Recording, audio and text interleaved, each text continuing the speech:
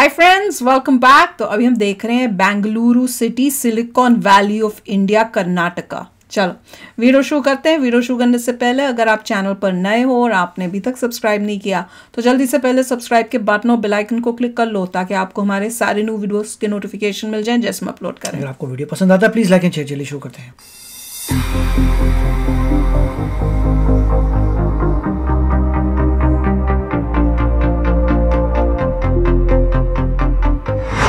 दोस्तों, ये है बेंगलुरु, जो कर्नाटक राज्य की राजधानी और यहाँ का सबसे बड़ा शहर है तथा बेंगलोर भारत का एकमात्र ऐसा शहर भी है जिसे सिलिकॉन वैली ऑफ इंडिया और देश का आईटी हब कहा जाता है। वर्तमान समय में ये शहर काफी तेज गति से आगे बढ़ रहा है, जहाँ पर TCS, विप्रो, गूगल और IBM जैसी दुनिया की कई जानी मानी कंपनियां मौजूद हैं। वहीं क्या आपको पता है कि बेंगलोर को इंडिया स्टार्टअप हब भी माना जाता है, जहां से सालाना हजारों नए स्टार्टअप निकलते हैं। बेंगलोर को वर्तमान समय में बेंगलुरु के नाम से भी जाना जाता है, जो दक्षिण कर्नाटका में लगभग 741 स्क्वायर किलोमीटर के विशाल एरिया पर फैला हुआ है। साल 2011 में किए गए जनगणना के अनुसार बेंगलोर शहर की कुल आबादी 95 लाख लोगों की है, जिसमें से 60% जनसंख्या तो सिर्फ प्रवासियों की है। जी हाँ, भारत के अन्य राज्यों जैसे तमिलनाडु, बिहार और यूपी के लोग भी बेंगलोर में बसे हुए हैं, जो कि इस शहर की इकोनॉमी में अहम योगदान देते हैं। भीड़ भाड़ वाले मॉल, लोगों से खचाखच भरी सड़कें और गगनचुंबी इमारतें, कुछ ऐसा नजारा आपको देखने को मिलेगा आज के बेंगलोर शहर में। लेकिन इसके विपरीत बेंगलोर अपने हरियाली के लिए भी खासा प्रसिद्ध है। इस शहर को गार्डन सिटी ऑफ इंडिया और अपने सुहाने मौसम के कारण भी जाना जाता है। किसी और शहर के मुकाबले आज बेंगलोर में 280 के आसपास छोटी बड़ी झीलें और टैंक मौजूद हैं। बेंगलोर आज दुनिया के सबसे तेज गति से उभरते नगरों में गिना जाता है, जिस वजह से यहाँ का ट्रांसपोर्ट इंफ्रास्ट्रक्चर काफी तेजी से अपग्रेड किया जा रहा है। इस शहर में नम्मा मेट्रो जैसी रैपिड रेल परियोजना काफी पहले से ही मौजूद थी, अथवा इस पूरे नगर को मैसूर बेंगलोर वर्ल्ड एक्सप्रेसवे से भी जोड़ा गया है। और आइए अब जरा बेंगलोर के न्यूमेरिकल डेटा पर नजर डालते हैं। तो शहर की करंट लिटरेसी रेट तकरीबन 87.67% की है। यहाँ मुख्य रूप से कन्नड़ भाषा बोली जाती है। इसके अलावा यहाँ तमिल, तेलुगु, मलयालम और हिंदी भाषा बोलने वाले लोगों की संख्या भी अधिक है। यदि हम रिलीजियस बेसिस पर देखें तो इस शहर में 79% हिंदू, 14% मुस्लिम, 5.61% क्रिश्चियन और बाकी कुछ अन्य धर्मों को मानने वाले लोग यहाँ निवास करते हैं। हाल के दिनों में बेंगलोर लगभग 5.6% की ग्रोथ रेट से आगे बढ़ रहा है। यहाँ की एस्टिमेटेड GDP 125 बिलियन $US के आसपास है। भारत के अन्य शहरों के मुकाबले बेंगलोर में बियर बार और पबों की सर्वाधिक संख्या है, जिस वजह से इस शहर की नाइट लाइफ काफी चकाचौंध भरी होती है। यहाँ के क्लबों में देर रात तक नाच गाना और मौज मस्ती चलती है।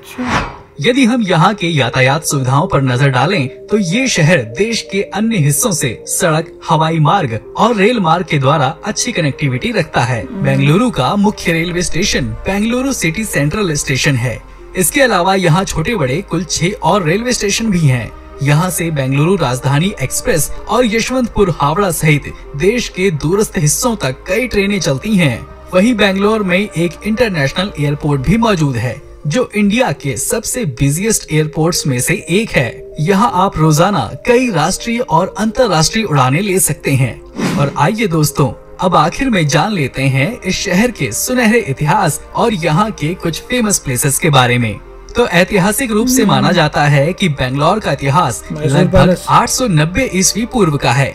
उस वक्त इसे कल्याणपुरी या कल्याण नगर कहा जाता था। ये पूरा क्षेत्र विजयनगर साम्राज्य का हिस्सा हुआ करता था। वहीं बाद में बेंगलोर शहर पर मुगलों और ब्रिटिशर्स ने भी सदियों तक शासन किया। यदि आप बेंगलोर घूमने का प्लान बनाते हैं तो आप यहाँ पर Cubbon park, UB city mall, विधान सौध, लाल बाग बोटेनिकल गार्डन, बेंगलुरु पैलेस और यहाँ के MG रोड की सैर कर सकते हैं। वो काफी अच्छा वीडियो था, पूरा बेंगलुरु के बारे में उन्होंने बताया है। और वैसे तो obviously it is the silicon valley of India, वो तो यहाँ पे भी माना जाता है कि भैया। देखिए काफ़ी कंपटीशन चल रहा है मेरे ख्याल से, हैदराबाद काफ़ी क्लोज आ रहे हैं इनके। अच्छा। और फ्यूचर में डिपेंड करेगा हर सिटी कैसे अपना हिसाब किताब करती है, कंपटीशन बहुत होने वाला है जहाँ तक मुझे लग रहा है। और ये बात सही है कि थोड़ी थोड़ी ग्रोथ आपको नज़र भी आती है गुड़गांव में, नोएडा में, मगर डेफिनेटली बेंगलोर सबसे पहला था जिसने काफ़ी लीड ले रखी है। मगर फ्यूचर क्या होगा I do not know. Future में बहुत सारे प्लेयर्स आ रहे हैं और अल्टीमेटली कैसी गवर्नेंस होती है, लोग कैसे परफॉर्म करते हैं, कैसे सिटी को चलाते हैं, क्या इंफ्रास्ट्रक्चर आता है, बहुत चीज़ें डिपेंड करेंगी।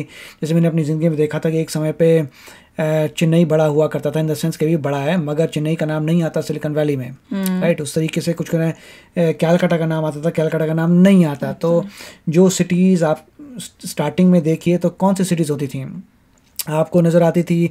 दिल्ली, मुंबई, मद्रास जो चेन्नई है, और कोलकाता, बस ये 4 थी। अब इन 4 में से सडनली आपको क्या नज़र आता है? बेंगलोर भी आ गया, हैदराबाद भी आ गया। वो कैसे हो गया? अब इसका मतलब ये है उनकी गवर्नेंस इतनी बेटर थी कि उन्होंने एस्टैब्लिश बड़ी सिटीज़ को पीछे कर दिया। तो फ्यूचर पता लगेगा कि किसकी गवर्नेंस बेटर है और कैसे इंफ्रास्ट्रक्चर बेटर होता है, कैसे वो बेसिकली आप कह सकते हैं सिटी पे डिपेंड करेगा और सिटी का जो भी गवर्नर है उस पर। यूपी भी अब रेस में आ रहा है। यूपी वही तो बोल रहा हूँ, यूपी नोएडा है, वो नोएडा रेस में आ रहा है। वो तो रेस में आ रहा है। नोएडा को आगे कर दें क्या होगा? फिर गुड़गांव भी हरियाणा से रेस में आ रहा है। तो बहुत सारे हैं जो रेस में आ रहे हैं। चेन्नई का भी अपना आईटी पार्क है और वेस्ट बंगाल में भी, कैलकाटा का भी, तो सबका है। अब फ्यूचर में पता चलेगा क्या होता है। ये है कि बेंगलुरु ने स्टार्टिंग में लीड काफ़ी ले ली है, which is a nice thing. क्योंकि आप पहले जब हम यूएसए से आए थे तो मोस्टली जितने भी लोग होते थे, जिनसे पूछो जो इंडिया से आए हुए थे, बैंगलोर, और बैंगलोर से मोस्टली लोग आ रहे थे यहाँ पर। उसके बाद हमने हैदराबाद देखा, हैदराबाद भी फिर शुरू, नोएडा हमने देखा, उसके बाद गुड़गांव हमने देखा, हमने उसका चेन्नई का भी देखा था, कोलकाता का भी देखा है। तो काफ़ी सिटीज़ हैं जो आ रही हैं। तो फ्यूचर पता चलेगा। तो ये नहीं कह सकते कि जो बन गया किंग वो किंग ही रहेगा। फ्यूचर पता चलेगा होता क्या है, आगे क्या होता है, वो कितना वो उस रेस में उसी स्पीड से या और तेजी स्पीड से आगे बढ़ रहे हैं कि नहीं। जो मतलब धीरे हो गया, मतलब जहाँ पे गवर्नमेंट ऐसी आ गई जो ढीली ढाली है और वो फोकस नहीं है अपनी जगह को आगे बढ़ाने में, वो पीछे रह जाएगा। और दूसरी जो जगह हैं वो स्टेट्स जो हैं वो आगे निकल, गुजरात भी आगे चलेगा। तो मतलब ऐसा नहीं, कोई स्टेट पीछे नहीं रहने वाला। कंपटीशन अब जहाँ इंटेलिजेंट लोग हैं और अच्छे लोगों को वोट किया हुआ है वो आगे बढ़ेंगे। आपको स्मार्ट सिटीज जो आ रही हैं, जब डोलेरा और गिफ्ट सिटी बन जाएंगी तब वो ये पुरानी सिटीज को बीट कर देंगे।